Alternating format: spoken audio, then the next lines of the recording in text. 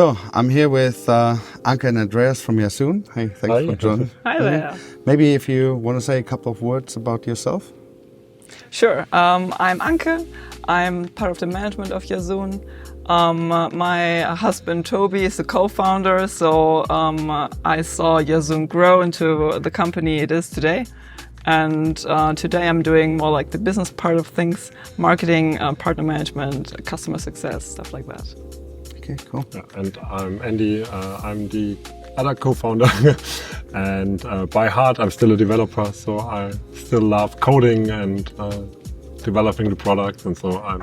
So you're not very sad that she takes care of the business. I'm really happy to have her to take care of all these operational aspects and bring the good of the products to the people. Yasoon went through amazing growth. So we've used your products for, I think in 2015 or so when you came to the marketplace. That's when we were using your Outlook plugin. So must have been an amazing journey. How was that? We started in the marketplace 2013. What was Yasoon like at that time? 2013 we were more like a company on paper. Toby and we have been working on a large software company, and it was just incredible hard. I had 4 managers in 3 years. I have not changed my position at all. It was just rotating above me. And so you realize, hey, there's no real purpose. Every manager came in like, yeah, there's this new strategy and we have to go this way. And then 6 months later, new direction, but this is the right one this time. And it was just, it was really demotivational to work there. And so we wanted to create something own and do it better and more focused. And we basically just left the company and then tried to figure out what to do and what to work on, and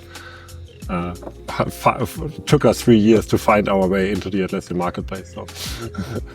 How did you see that at that time when Tobias was leaving his job and tried to start this new adventure? Yeah, for me it wasn't scary at all, because I always believed that they were a great team and they both were magnificent developers. So when we didn't have kids or anything, so we just were the two of us. So let's do it. I had always had a spark to just try it. And when was about the time that you actually started feeling like this could really be a business around Atlassian? So it's something that we can build and sustain, at least the two of you, to live on. It definitely took us some time to gain traction on the Atlassian Marketplace. So when we started, we had at least one benefit, that we could start directly with cloud, which was not that big at that time, but from a technical perspective, we never went through these challenges, how to migrate from our apps from server to cloud. We really could start in this early cloud movement. And we always had an end of the year meeting where we say, okay, do we still learn enough? Because financial wise, it wasn't the most profitable thing yet. So we always were like, okay, do we still learn enough? Is it a good investment into ourselves to continue this?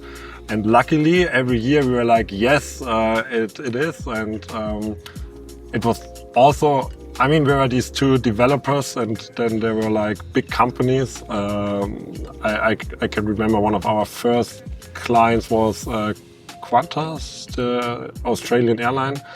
And it was like a crazy experience to see like they are buying our product and it's real money, and it was for 10,000 user instance, and so that was just one of such highlights that kept us going. Like if we find one company that is paying for it, we will definitely find the second and the third, and that was very motivational. And the real turning point was our first, at that time, summit experience, where we could... When was that? It was in Barcelona, but I don't remember Maybe 2017? Yeah, I think probably? so. Yeah. Yeah. when we could really relate to some Atlassian people that could help us. I think you're one of the few ones who actually has a good memory about Barcelona. Most people just remember that it was pretty empty. Good fun with the partners among each other, but... Yeah, but I mean, for us, I mean, we had like it was basically just a table. Our booth was smaller than this table here. And so we never expected a lot of traffic in that regards. And for us, it was great to connect to partners because we never knew any of them. And also, we got a lot of hints like, hey, you need to meet person X from Atlassian because he is like owner of the Microsoft strategy. And then we could talk to them and they were like, oh yeah, this is a great idea. And so that was really our first dive into the ecosystem and not just being a vendor and publishing a vendor. How was the ecosystem like at that time for you? I mean, you've been more or less new to the ecosystem at that time. Was it easy to get in? How did you feel about it? I mean, for personal, I think it was a little bit scary for us because if you look from the outside, everyone is so mature and they know each other and so you're just better. And but I mean, on an objective level, it was really open-minded. So we had like neighbors left and right, and they were all coming by and just chatting and giving us hints and tips. And so it was really open-minded, but still a little bit scary for me. How much exposure did you get to the Atlassian ecosystem and other partners at that time? Did you meet a lot of them? Not so much. I remember I was at one ACE or something in Berlin, I think. Yeah, in Berlin. But I've had no idea about the product. I was just standing there and just putting the people to my husband, and then so he could explain everything. But everyone was kind of wowed by it, and I already got that this is legit here. We're on the right path. Yeah, that's cool. So, when did you actually join Yasoon? About 4 years ago. So, yeah. How did you feel about that? I mean, ultimately, if you look back, you all started just the two of you. And how big is Yasoon now? We're 18. 18. So it's a proper real company with all its still ups and crazy downs. for us, honestly. How was that being part of that journey? How did you find that transition? At first, it was hard because I wasn't in a management position before, and then although I knew a lot about Yasoon, I kind of had to build a team. I mean, I was kind of the first one in my team, and then we had to hire marketing people to get things growing and to build everything from scratch, branding and website and everything. It was a challenge, but it was awesome, honestly. I loved it to just do everything like I thought it was the right path for Yasoon. And I mean, even with Yasoon now, it's still a lot we're learning every day in management. So hiring new people, how can we bring them in? How can we live our culture? How do we want Yasoon to be? It's still a question we ask ourselves. You can imagine.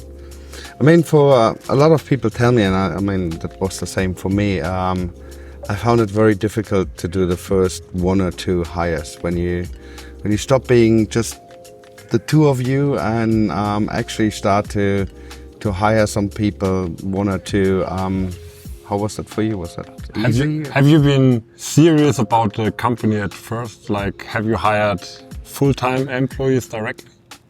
Yes. Okay, actually, I think that's a good choice because But we were in a slightly different position because we were doing professional services at that time. I mean, when Resolution started, it was 25 years ago. And professional services, consulting, that's hard to do on a part-time or student, whatever, worker basis. So at some point we need to make the decision, either it's just ourselves, my co-founder and myself, and doing projects and billing ourselves out, or we need to start adding people to help us and ultimately multiply, because in a PS business you can only sort of you charge out. I mean, Yeah. you've started that way as well. Yeah. Charge out your day. You can't bill it twice or 3 times. So You can once maybe. probably not if you want to keep those customers. That's very true. Yeah, we didn't have much of a choice other than stay alone or become more of a real company. How was that for you? I mean, we were like, I said it at the beginning, it was really slow growth at the very beginning. And so we were budget restricted. And so we started with a lot of working students, like with marketing and trying to get help on time consuming tasks, like you go to a summit, you need a brochure, you need all the communication with the event team and stuff like this. And we tried to find working students for them, which actually worked quite good. But of course you have a high turnaround. They are there for 6 months. You have to explain everything to them. You need to get them to know all the products, what you are doing, what is Atlassian, how does everything work. And then after a very short period of time, they are leaving and you are in the cycle again. And so But that's on the also a dev lesson. side, Yeah, but we also had a lot of working students before Timo. I mean, one of our working students is now still with us in the company. So it was like we could work with him, and he liked us and we liked him. And then after this, after he finished the studies, we could offer him a full-time contract. But that was a little bit later. We had working students before. We just, even if we wanted to, we couldn't offer them a full-time position because we wouldn't have the money for it.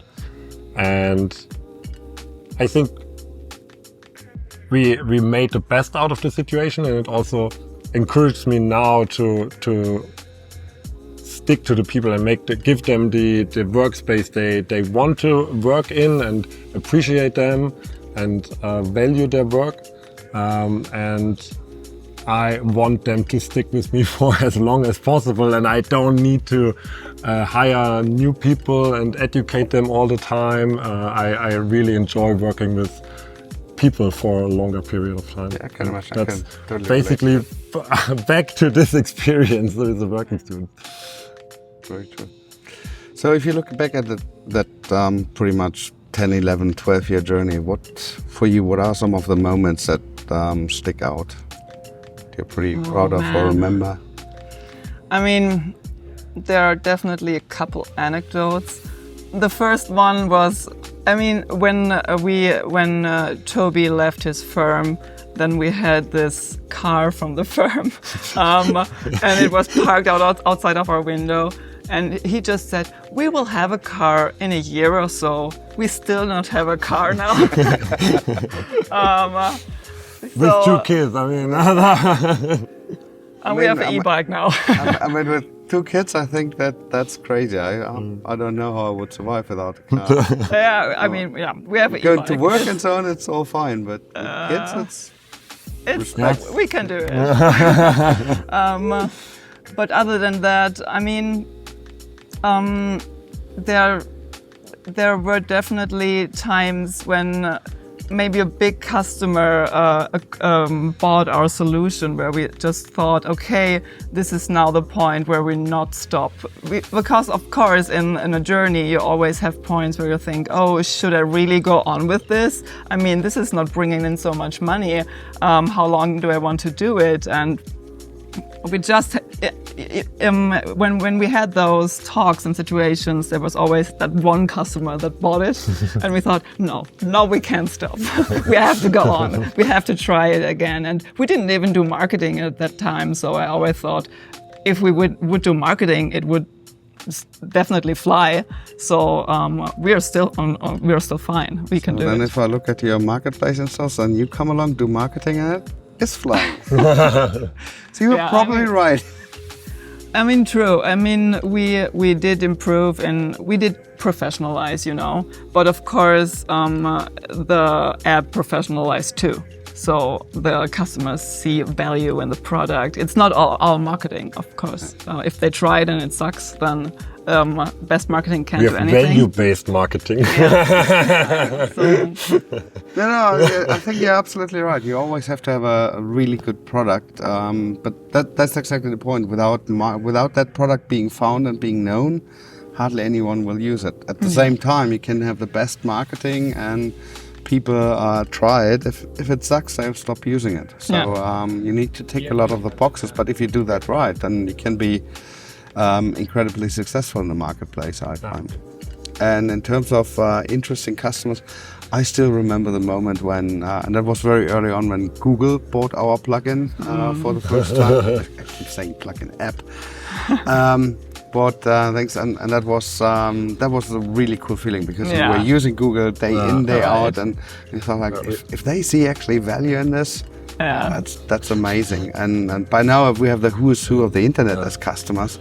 That is just amazing. If you think small teams like 18, 20 people, for us 29, and then the customer names we have, I'm always amazed how amazing that is. We have a sad story for that. Microsoft bought our app, and we were like, yes, that's like the rubber stamp. But they never were able to use it because they bought it first, and then came the compliance check, and for some reason that was too complicated for the team to get through, and then they abandoned the product. But it was like a short roller coaster to get it. Yeah, and then so sad.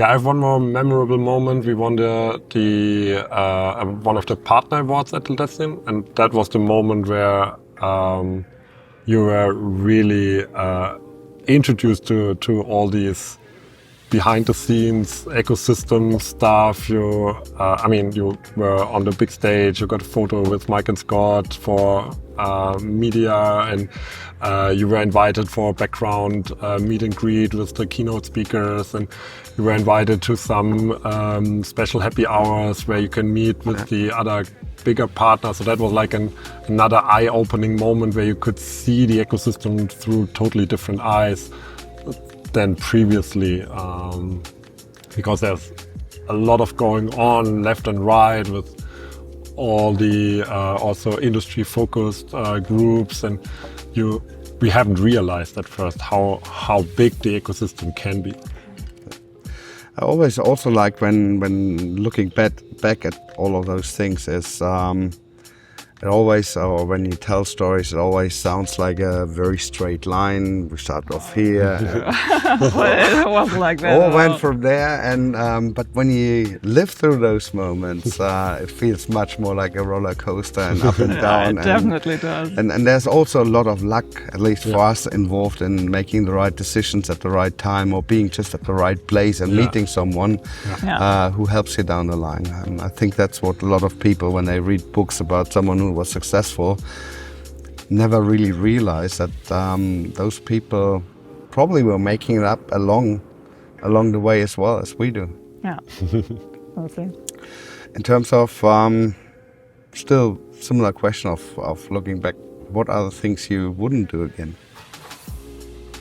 I mean, I would definitely. Or are there things you wouldn't do again? I mean, I would definitely focus more on our prime use case. So we have started to add more apps. We have tried to do different products for different ecosystems, so not to be reliant on Atlassian too much. But in the end, in our business, you need to be the best in the world. Like, I mean, you can buy every product. It doesn't matter if it's a German company, French company, US company. And so you have to be the best product in the whole world. And you can't be that if you have too many side hustles and do like, oh yeah, but we could also do this and this. And yeah, they were all amazing ideas and they maybe would all work, but you have to focus on, I would focus more on this one best bet and not trying to have multiple bets. I was just thinking, it's just a funny anecdote, but I probably wouldn't shoot a commercial video the day before a wedding. Okay. That sounds like an interesting anecdote now. We had some people flying in from different countries because we knew them. They could do the video and we couldn't. And then it was chaotic. It was a great ad. But the timing was a bit off. Oh, great ad. Wedding after that? So, sounds like a good result though. Yeah, it was. True. In terms of what I often see when looking at the marketplace, or I always feel especially people like I with a technical background, for us it's sometimes much easier to work on the product, add the next feature and the next feature, and avoid the hard part of looking at marketing and those other things. Have you got any tips for people who are joining the ecosystem now in terms of to avoid that kind of traps? I mean, I think it has to be balanced, right? As we said, if the app sucks, then you marketing can't help. But if you have can help suck faster. Yeah, sure. Or for more people. Also, yeah. If that's your goal, then go ahead. But I think having a professional look and feel on your marketplace listing, for example, really helps customers to build trust. I think marketing especially in the B2B environment, is all about trust. So investing in a great branding and good text and good videos, good demos and good explanatory videos is really key to help people to understand what you're doing. When you know it, but they don't. So, and with having that said, it's still a struggle in our firm to balance it. I mean, they are building features and we're doing marketing, but we're currently developing strategies to go on a more use case focused process where the whole company works together in marketing and customer success, getting customer feedback in, building new features with that, and being much more integrated. So it doesn't have to be separate. Okay. How do you see that from the technical side? Yeah, features. I mean, I have to admit, features don't sell. I mean, we could be really excited about this new feature, and we're like, yeah, this is a game changer, and this opens up a lot of new use cases. How should people know they are not going to the Yasoon conference yet and learning about all these new things, right? I mean, and so I don't believe any new feature will really increase your sales. It's a long-term game, and if you need to have this core idea, the core concept that works very well. Of course, it has to involve, and you maybe get 1 or 2 customers for each of these features, and in the long term, you can grow that customer base. But this thinking like, yeah, I'm just needing this one feature, and then it will take off. Taking off is part of the marketing, and it will never. I have to admit that's the way it works. It's not about the product and the features. So. Yeah, like both of you say, it needs to go hand in hand. A bad product doesn't sell, and on the other hand, if no one knows about it, it's not going to sell either. And I think that is where a lot of people, when they're new to the ecosystem, struggle. The times where you could just release a good product into the marketplace and would be automatically found, I want to say they are over. There might still be examples where people are successful at, but I think if I look back 10, 12 years ago, it was much harder to get started from a technical perspective in terms of the infrastructure behind it, and so that was much harder than it is today to do and solve and operate, especially with AWS or with Azure. Yes, those kind of things. but the marketplace is much more crowded, so it's much harder to stand out. I still believe someone who has a really good use case can win with this app, and JXL, for example, is one of those examples that really skyrocketed. But standing out is much harder nowadays than it was 10 years ago. Yeah, but I mean, JXL is like a good example for a new entry.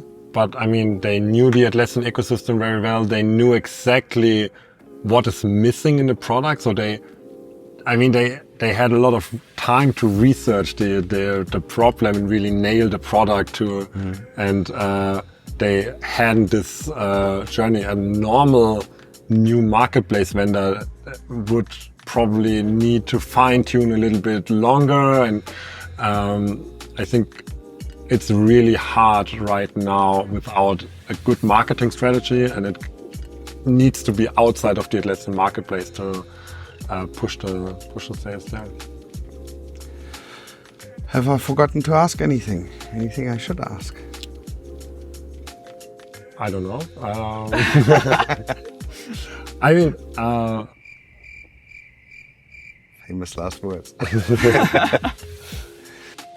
I mean, we are super happy with the way we went. I mean, we are still privately owned. We are really in charge of the company and the roadmap, so we have no pricing decisions, or we do not need to force numbers for the next quarter, financial year. These are not thoughts we have at all, so it's never a financial decision. We really focus on having a good product, having a good team, and luckily the financial success comes with it, which is a model I would love to see for more companies all over the world, to not have this focus on the short term. I think that's when we met in, I don't know, 2018, 17, the first time. Probably in Barcelona. I just remember we were sitting in a bus next to each other to some event. I can't remember correctly. I think it was to that beach party. To the beach party. Okay, yeah. And then I realized, hey, I think we really share same values on how to operate a company, and that's why I basically tried to keep contact with you for the last 5-6 years, and always try to catch up and learn a little bit more how to shape the company, because I mean, I have no experience, and obviously I need to learn, and a lot of advice we find in the internet. You have to do it like this, and we are the hyper-growth company. This is just not us. I mean, I need different advice than this mainstream hyper startup world, and so I really enjoyed. Yeah, I can totally relate to that. And that is actually, I think, one of the things that really makes me so enthusiastic and passionate about the Atlassian ecosystem, that we have a lot of people from the same walk of life. So basically having started in a similar way by seeing a lack of features or gap of functionality or something in the product, and then building a solution for that, being very focused on that. And now they run 30 people company, 400 people company, 1,200 people companies. But fundamentally, a lot of us went through the same evolution, through the same challenges, and also I think share the same values. Yeah, that's true. Well, guys, I thank you for joining me. Thank you. It was a great conversation, and have a good flight home. Yeah, thank you. See you next year. Exactly.